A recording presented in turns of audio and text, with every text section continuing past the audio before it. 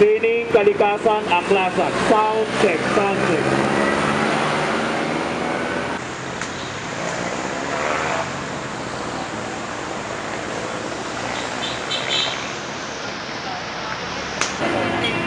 Ako ay anak ng isang katutubo.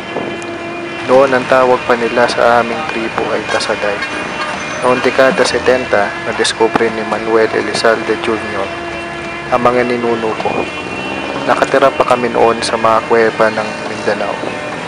Naging paborito ni Elizalde Jr. ang ama ko, si Mahayag, isang datong manobo.